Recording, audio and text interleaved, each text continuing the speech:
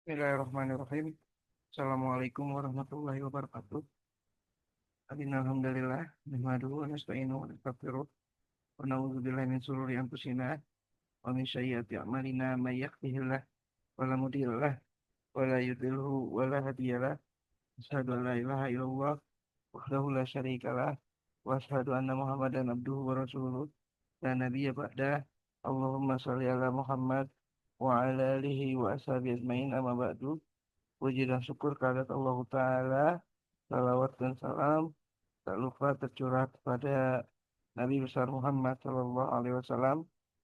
Eh, Alhamdulillahirobbilalamin, kita sudah masuk di pembelajaran grafologi. Ya, grafologi ini adalah eh, suatu bidang ilmu di dalam ilmu kejiwaan atau ilmu karakter, eh, menilai atau membaca karakter atau kepribadian ya seseorang melalui tulisan tangan. Oke, Bismillah. Eh, kita akan mempelajarinya dari malam hari ini. Ya, Insya Allah ada 7 malam. Ya, nanti kita adakan setiap hari Selasa dan hari Jumat. Tapi hari Jumat ini masih tentatif ya. Suaranya kecil. Bagaimana sekarang Pak Arif? Suaranya sudah lumayan. Coba saya tes dulu ya. Cek 1 2 3 cek. Lumayan kalau di saya. Oke, Kedengaran. kedengaran ya. Oke, hari ini kita adalah hari yang pertama ya dari 7 hari pembelajaran. Eh, kita akan mempelajari apa sih ya yang disebut dengan grafologi ya. Oke, mungkin teman-teman di sini sudah ada yang tahu begitu apa itu grafologi ya. Di sini kita akan mencari tahu dulu ya sejarah daripada membaca tulisan tangan. Apakah tulisan tangan ini membaca tulisan tangan sama seperti membaca garis pada tangan ya atau ramal-meramal ya. Uh, jadi kita harus tahu dulu ya sejarahnya ya.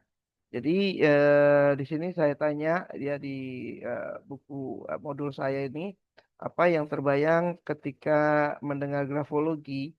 Ya ini saya pernah bertanya Kita pada beberapa orang dan jawabannya unik-unik ya.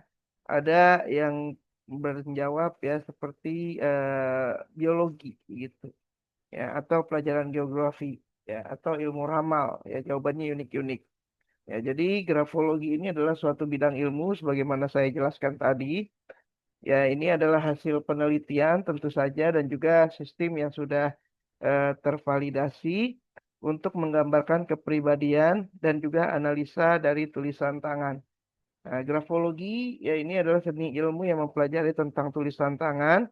Ilmu grafologi telah dikenal dari beberapa abad yang lalu, ya misalnya contoh di Tiongkok, pengetahuan tentang grafologi ini sudah ada sejak 1000 tahun sebelum Masehi. Ya, meskipun tidak secara ilmiah, ya baru tahun 1622 seorang dokter dari Italia, yaitu Dr. Camillo Baldi, ini mengemukakan pengetahuan tentang ilmu pengetahuan tulisan yang dibuat secara sistematik. Ya, jadi baru tahun 1622 saja, ya Dr. Camillo Baldi mengembangkan sistem ini. Tapi ilmu pengetahuan tentang grafologi sudah dikenal sejak lama ya. Oke, di sini ya penjelasannya di halaman kedua ya. Saat kita menulis ya, tangan kita tanpa sadar ya adalah alat ya untuk memegang pena ya. Gaya tulisan tentu saja ya berada di pikiran bawah sadar. Ya, jadi nanti kita akan jelaskan apa itu pikiran sadar dan pikiran bawah sadar ya. Jadi nanti di eh, hari-hari selanjutnya kita akan jelaskan apa itu pikiran sadar dan pikiran bawah sadar. Maka bisa dikatakan bahwa tulisan bisa mengungkapkan berbagai perasaan, emosi si penulis. Tentu saja untuk mengetahuinya tidak sembarangan, ya ada ilmu membaca rahasia di balik tulisan tangan atau yang kita sebut grafologi. Jadi grafologi ini adalah suatu metode ilmiah untuk mengenali, mengevaluasi, dan mengetahui kepribadian kita melalui tarikan dan pola yang diambil oleh tulisan tangan. Jadi pada saat kita menulis, ya, ini kita tidak sadar mengindikasikan banyak hal mengenai kepribadian si penulisnya. Bahkan dikatakan ya oleh Dr. Canilo Baldi, ini sebuah tulisan dapat diketahui sekitar 5.000 kepribadian yang berbeda-beda. Yang tidak diketahui banyak orang adalah gerakan otot-otot halus jari jemari pada saat menulis. Ini merupakan perwujudan dari idea motor response ya, atau AMR, yaitu proses gerakan refleks otot-otot halus reaksi atas stimulasi pikiran bawah sadar kita. Ya marah, ya sedih, ya ingin sendiri, ya butuh orang, gitu ya, ya ingin tertawa. Nah, ini akan ketahuan dari tulisan tangan. Ya, oleh karena gerakan ini spontan, ya, dan otomatis, tulisan tangan ini akan secara jujur mengungkapkan apa yang ada di pikiran bawah sadar tanpa kita sendiri menyadarinya. Ya, tentu saja karena pikiran bawah sadar. Jadi nanti ya otak kita itu dibagi menjadi beberapa sistem kerja ya sesuai dengan frekuensi laju darah ketika otak kita sadar ya atau tidak sadar atau di bawah kesadaran ya. Kalau sadar berapa frekuensinya, berapa puls laju darahnya ya. Ini ada alat hitungnya ya. Tentu saja ketika menulis ya perasaan-perasaan galau, sedih, marah, takut, ya butuh orang, karakter, kepribadian ini adalah bawah sadar ya. Nah, begitupun sama ya, bukan hanya tulisan ya, bukan hanya tulisan. Gerakan refleks lainnya pun ya seperti yang membutuhkan idea motor respon ya seperti melukis misalnya ini akan ketahuan ya maka kita tahu misalnya ketika melukis ya ada si pelukis Batman dan pelukis Superman tentu saja berbeda ya kita tahu karakter si pelukisnya si penggambarnya ya begitu juga penulis ya. Nah, bahkan di dalam bidang medis nah ini yang uniknya. Di dalam bidang medis, tulisan tangan membantu diagnosa dan bisa mengetahui berbagai penyakit serta pola hidup seseorang. Ya, nanti kita akan pelajari ini kalau misalnya teman-teman tertarik ya sampai ke tingkat lanjut. Ya, ini 7 kali pertemuan ini adalah tingkat basic ya, belum sampai ke medis. Dikarenakan sistem saraf di otak yang menggerakkan tangan untuk menulis dipengaruhi keadaan psikologis, tulisan tangan pun bisa mengungkap banyak tentang kepribadian kita. Tulisan ini adalah salah satu medium kita untuk berkomunikasi. Nah, dari sinilah ketika sudah jadi, ya tulisan dianggap merepresentasikan diri seseorang. Tidak heran kalau saat kita ingin mengetahui seseorang, tulisan seolah jadi jendela untuk mengintip isi hatinya. Ya, tentu kita tahu ya bagaimana karakter seseorang dari apa yang dia tulis ya baik itu di media sosial ya baik itu di Twitter ya baik itu di blog gitu ya. Oke, saya membuat buku ini ya ketika masih zaman blog ya jadi sudah ada 10-12 tahun yang lalu ini ya jadi masih zaman blog ya atau menelusuri tulisan-tulisan lainnya yang tersebar di web ya. Nah, menariknya dibanding yang berbentuk digital ya. Nah, di media sosial, di Facebook, di Twitter, di Instagram gitu ya, atau di WhatsApp, story ya.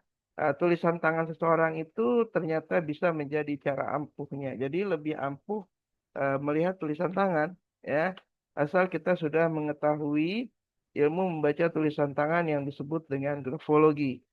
Ilmu ini ya pertama kali digagas oleh seorang kebangsaan Prancis yang bernama F. E. H. Michon ya di tahun 1875. Ia memulai pengelompokan ciri grafis tulisan dan dihubungkan dengan sifat-sifat manusia. Ya, kita lihat di sini ya otak kita ya ini terhubung ya dengan saraf ya parasimpatik ya melalui spinal cord atau tulang belakang. Ya, sehingga dia apa apa memiliki kemampuan untuk menggerakkan motor ya atau motorik ya. Terutama di sini adalah otot-otot lengan ya. Makanya kita menyebutnya tadi idea motor respon ya. Jadi apa yang tercetus pada ide atau otak ya ini motor atau motorik kita meresponnya ya. Oke, kita lanjut. Ya, karena kemampuan membaca keadaan diri seseorang, grafologi ya ini dimasukkan sebagai salah satu cabang disiplin ilmu psikologi. Ya, walaupun dulunya ini dipisahkan ya, tetapi karena lebih lebih dikenal sebagai cara membaca karakter ya walaupun bisa untuk membaca kesehatan, membaca apa namanya eh marital compatibility ya, employing ya atau penempatan kerja ya. eh Grafologi ini lebih ditekankan kejiwaannya atau karakternya. Kalau dirunut ya cikal bakal dari grafologi adalah gagasan bahwa ini kehapus ya bahwa tulisan dapat menilai karakter seseorang. Ini kalau nggak salah ya kalimatnya. Nanti saya akan lengkapi ya. Tulisan tangan bukanlah hasil karya tangan semata, bahkan ada pendapat yang bilang kalau tulisan tangan itu seharusnya disebut sebagai tulisan otak. Ya, apa yang kita tulis, bagaimana kita menulis, kecepatannya, ya, apakah terburu-buru, ya, apakah lambat, ya, semua itu diatur oleh otak. Tentu saja orang yang dikejar maling, ya, nulisnya cepat, ya. Kalau teman-teman pernah nonton film Da Vinci Code, ya, ya, Da Vinci Code itu awal-awalnya itu ada seorang pendeta yang dibunuh gitu ya. Oke. Nah, itu si pendeta itu membuat tulisan-tulisan di lukisan-lukisan seperti lukisan-lukisannya Da Vinci ya. Nah, itu apa namanya? Bagaimana cara dia terburu-buru ya karena ingin dibunuh ya atau apa namanya? Ingin memberikan pesan karena nyawanya sudah sebentar lagi ya. Itu tentu saja berbeda dengan orang yang santai ya. Karakternya akan bisa dilihat ya bagaimana karakter orang yang tulisannya terburu-buru ya bagaimana karakter orang yang santai. Itulah mengapa ada beberapa orang yang bahkan bisa menulis dengan kaki ya jadi ada orang yang bisa menulis dengan kaki. Oke, grafologi percaya bahwa gerakan otot saraf yang dipakai saat menulis dipengaruhi oleh kepribadian. Setiap sifat kita merepresentasikan pola sistem saraf di otak dan tiap pola pada sistem otak itu menghasilkan gerakan unik dari saraf otot. Saat menulis, gerakan-gerakan tersebut tidak akan pernah kita sadari. Nah, tulisan tangan bisa mengungkap ratusan elemen dari kepribadian serta karakter kita, dari mulai respon, emosional, intelektualitas, apakah orang ini yang apa namanya kecenderungan cerdas, ya, IQ-nya, ya, intelligent quality-nya, apa intelektualitas di sini bukan tingkat tingkat dia lulus kuliah sampai mana ya. Karena saya banyak dapati saya selalu menyalahkan orang yang menganggap orang yang lulus S1, S2, S3 itu intelektualitasnya tinggi dibandingkan orang yang lulus SMA dan SMP. Ya tidak demikian ya. Ada orang yang lulus S1, S2, S3 menurut ilmu psikologi ya itu belum tentu cerdas, ya belum tentu cerdas dibandingkan orang yang lulus SMP, SMA. Mau tahu buktinya ya, Anda tahu penemu Facebook, ya kayak gitu ya. Oke, jadi tidak mesti orang yang lulus akademik tinggi itu intelektualitasnya tinggi. Ya, IQ itu tidak dinilai daripada akademik, ya, tetapi akademik itu bisa meningkatkan pengalaman, ya, meningkatkan ilmu, bukan IQ, bukan intelektualitas ya di sini ya. Saya sering dapati bahwa orang-orang yang lulus S2, S3 tapi tulisannya acak, ya amburadul begitu dibandingkan orang yang lulusnya cuma SMP, SMA tapi tulisannya rapi begitu. Ya. Oke, energi ya, kayak intelektualitas dan energi ini berbanding terbalik. Tentu saja kalau yang sudah belajar TCM pasti tahu ini, ya pasti tahu ini. Kita ada tiga rongga, atas, tengah, dan bawah begitu ya. Atas itu intelektualitas, ya, bawah itu adalah energi. Nah, nanti kita akan dijelaskan juga ya di grafologi ini. Kemudian motivasi, kepercayaan, hingga hasrat seksual bisa terbaca dari tulisan tangan. Tentu saja, ya saya dapat mengetahui orang yang cenderung kualitas seksualnya tinggi dibandingkan kualitas seksualnya rendah dari tulisan tangannya. Ya. Karena keakuratannya, grafologi juga sering diaplikasikan di bidang lain. Misalnya untuk mengetahui motif kejahatan, ya kita tahu ada pernah ya di tahun 2001 ya ada anak kecil yang mendorong ya temannya ya di apartemen ya, sehingga jatuh begitu. Nah, kita tahu itu ada tulisan-tulisan tangan ya. Jadi ada buat buat forensik juga ya. Kemudian kita tahu kecenderungan orang yang berbohong, kecenderungan orang yang banyak omong, kecenderungan orang yang menutupi, ya, kecenderungan orang yang apa namanya gemar mencuri, ya. Kita tahu ya dari tulisan tangan. Kemudian merekrut karyawan baru, ya seperti tadi saya katakan, ya grafologi ini cukup menarik ya untuk teman-teman yang ingin rekrut pegawai lebih cocok jadi marketing atau lebih cocok jadi penyimpan uang. Ya. Nah, tentu saja yang marketing tidak baik untuk menyimpan uang. Ya. Oke, nah, kenapa nanti akan saya jelaskan ya. Dan pastinya mempertimbangkan kecocokan pasangan. Kita sebut marital compatibility. Ya, oke. Dengan belajar grafologi, Anda belajar untuk bisa memahami kepribadian seseorang, termasuk diri sendiri. Kita dapat lebih baik dalam berinteraksi dengan orang lain dan berbagai manfaat yang kita aplikasikan. Ya, seperti ya kalau yang sudah belajar grafologi tentu saja bisa menjadi konsultan. Ya, jangan jadikan diri Anda menjadi terapis lagi, ya. Sebaiknya tempatkan diri Anda menjadi konsultan. Ya, konsultan itu lebih tinggi, ya, karena dia memahami kelebihan dan kekurangan klien, sehingga dapat mengambil langkah ke depan yang lebih sesuai dengan karakter dan potensinya si klien. Ya, kita juga bisa mendalami, ya, menjadi konsultan pasangan dan keluarga, memahami persamaan dan perbedaan suami istri, baik itu calon pasangan, saudara, ya, supaya hubungannya lebih baik. Bagi Anda yang bergerak di dunia pendidikan, ya, bisa menjadi konsultan dalam bidang edukasi, melihat potensi dan mengarahkan penjurusan siswa sesuai dengan minat dan bakat yang dimilikinya. Ya, saya dulu juga pernah menjadi guru kan di bimbingan konseling. Ya, saya sempat ngajar di SMP, ya. Sangat disayangkan gitu ya kalau misalnya anak-anak kita ya ini semua belajar biologi ya semua belajar apa apa namanya satu lagi, ekonomi ya semua belajar matematika ya padahal gurunya ya ini selalu saya katakan padahal gurunya guru matematikanya nggak menguasai itu yang namanya biologi. Ya, guru biologinya nggak menguasai itu ekonomi. Ya, guru agama Islamnya tidak menguasai itu ya pelajaran matematika. Nah, si murid disuruh, dipaksa untuk menguasai segala hal. Ya. Pernah nggak Anda berpikir seperti itu? Ya, di di di Indonesia tuh seperti itu.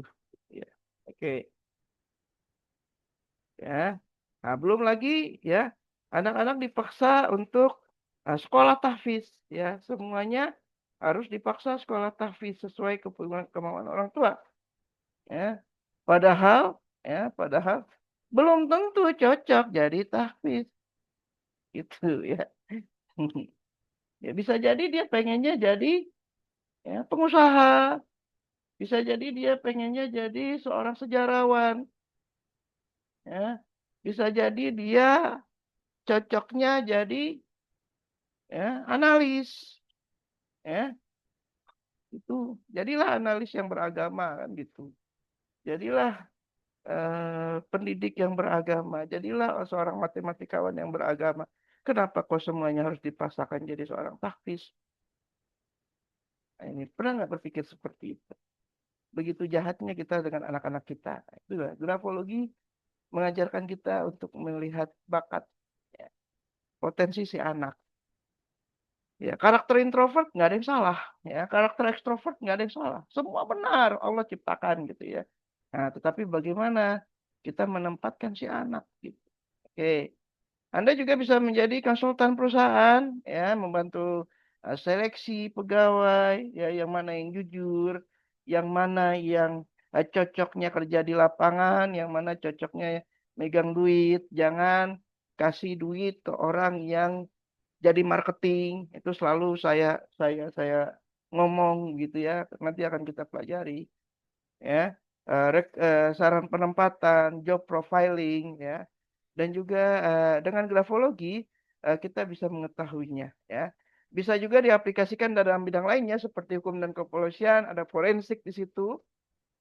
Tadi sudah saya jelaskan, ada klinis dan medis. Tadi saya sudah jelaskan kita bisa tahu ya adanya homeostasis, ya, ada penyumbatan eh, sebelum adanya CT scan dan ronsen, ya, dan berbagai manfaat lain.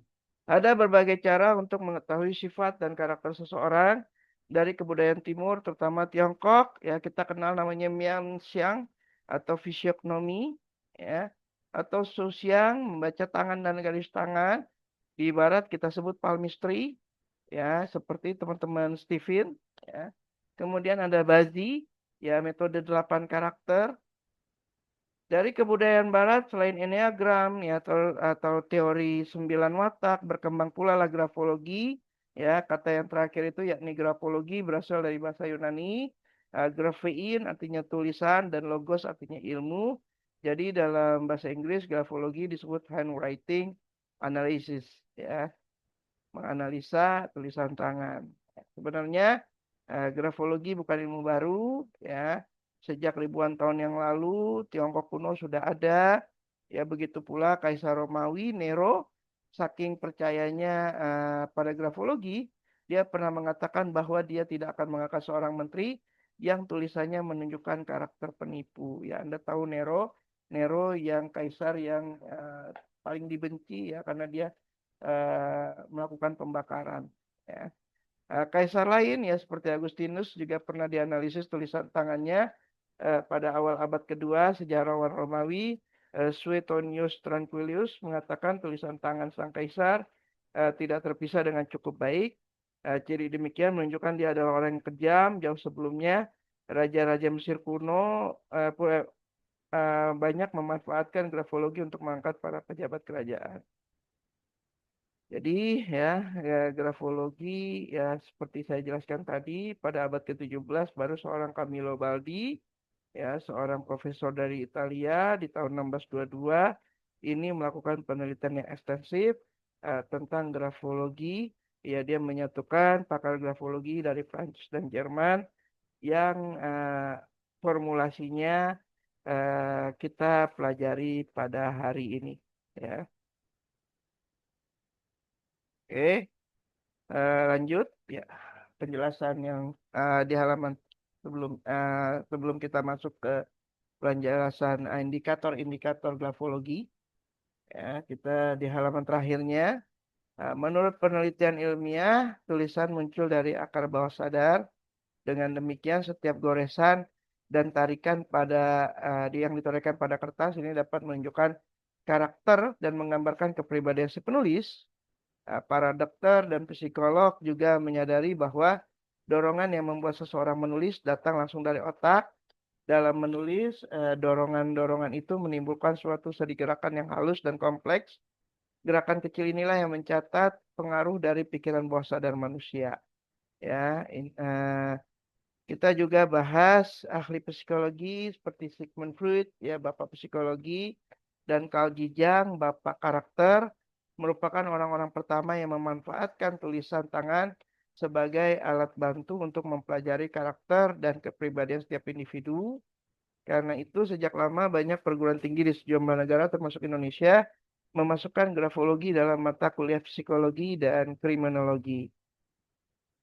Oke, ini adalah penjabaran dari Sigmund Freud dan ini selalu saya pakai ya karena ya saya dinyatakan juga di luar sana sebagai seorang ahli diagnosa ya yang ya terutama karena teman-teman di luar sana juga mengatakan bahwa saya adalah Master of Sun Fu ya atau gurunya terapi kejiwaan begitu ya karena memang saya akui juga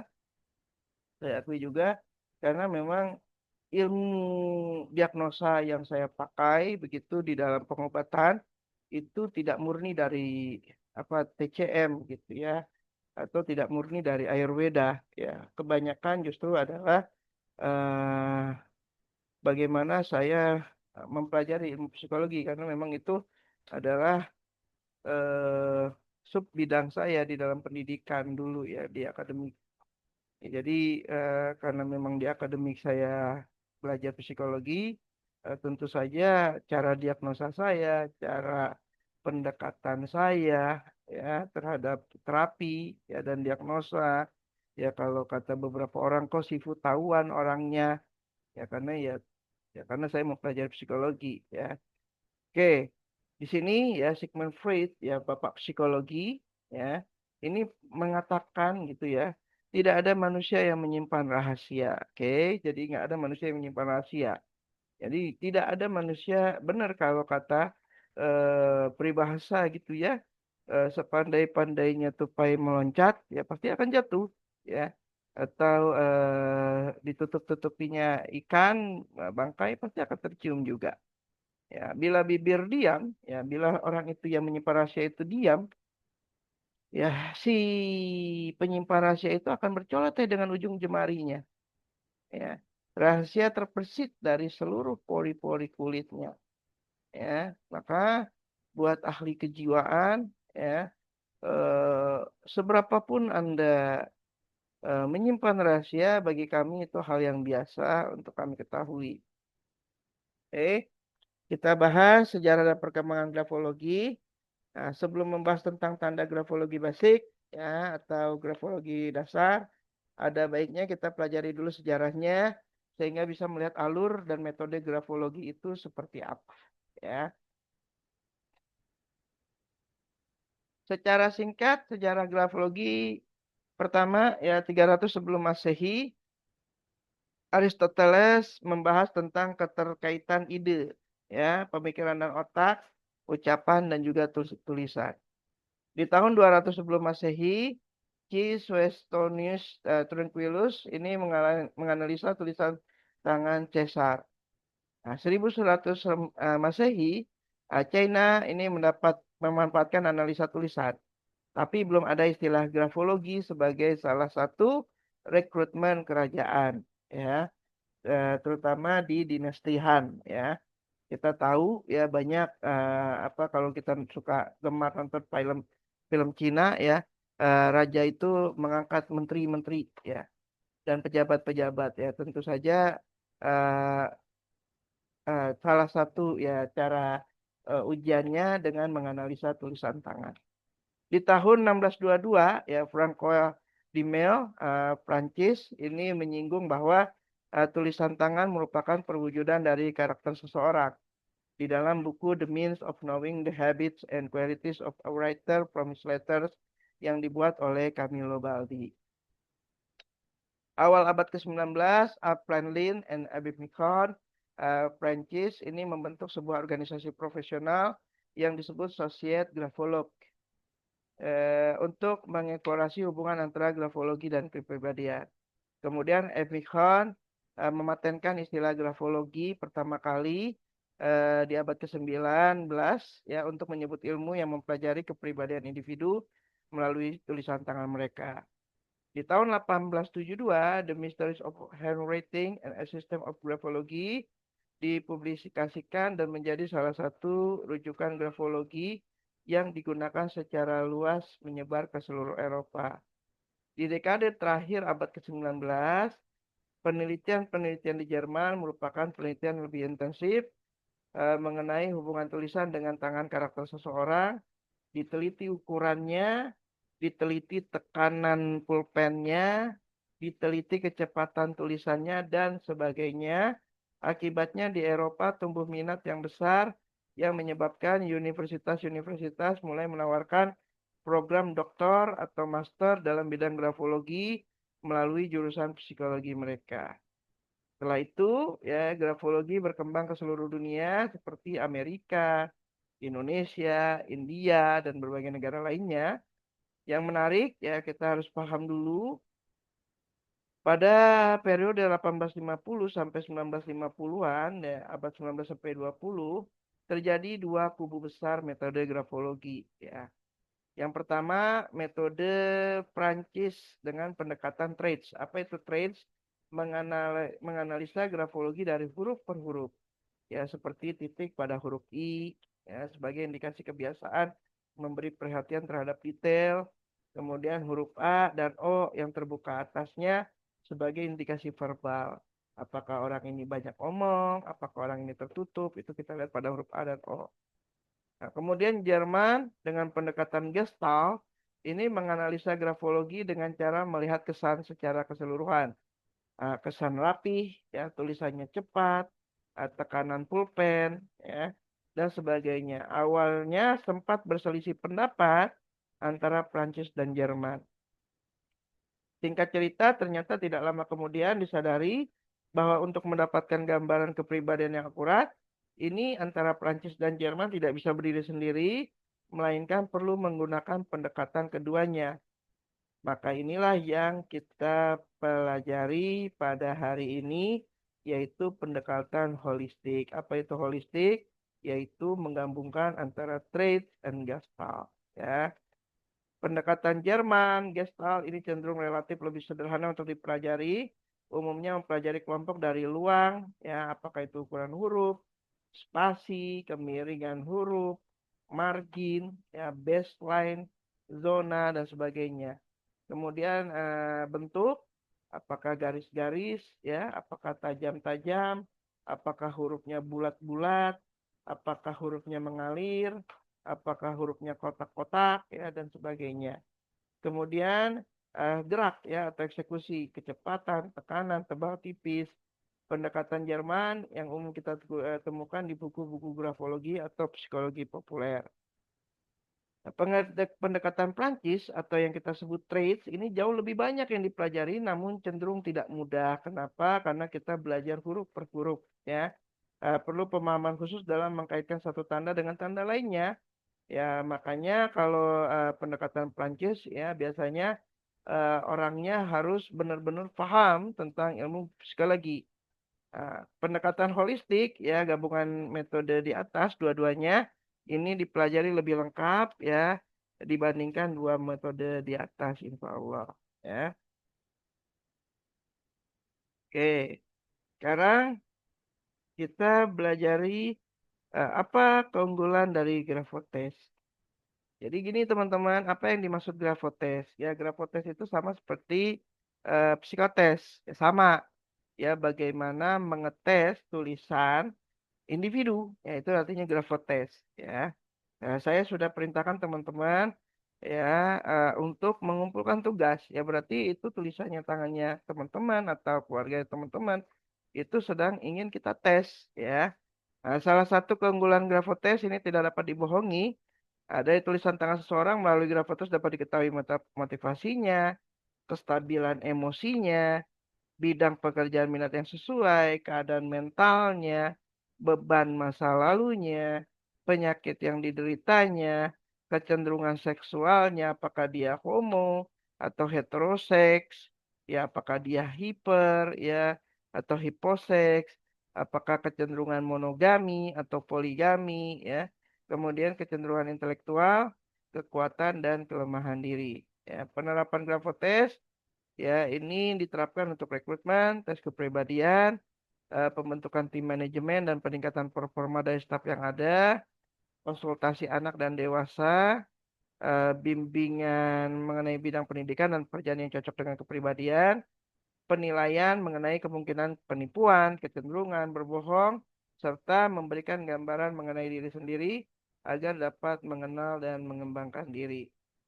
Aplikasi Grafotest ya untuk employment profiling, HRD, ya, Human Resources Development, Marital Compatibility, Psychological Analysis, Medical Diagnosis, Jury Screening, ya Jury Screening itu eh, kalau di Amerika ya kan yang menentukan hukuman memang hakim, tapi bersalah atau tidak bersalah, bebas atau dihukum itu adalah juri ya. Ya, kemudian bagi pengusaha untuk mengenal calon partner bisnis dan posisi atau teamwork dalam pendidikan untuk penjurusan. Ya, ngomong-ngomong kalau saya sih lebih senang ya sistem pengadilan yang seperti di Amerika, juris screening dibandingkan yang ada di Indonesia ya apa oleh-oleh dari Belanda ya, pidana dan perdata. Hukum semua ada di hakim. Oke, mengetahui kepribadian dan karakter melalui tulisan tangan. Ini kita akan pelajari di setelah sesi istirahat. Kita break dulu selama 2 menit. Ya nanti saya akan keluarkan. Nanti klik link yang sama saja. Ya, klik link yang sama saja. Kita break dulu ya, sekitar 2-3 menit. Oke, subhanakallahumma wa bihamdik, asyhadu an la ilaha illa anta, astaghfiruka wa atubu ilaik. Silakan klik di link yang sama.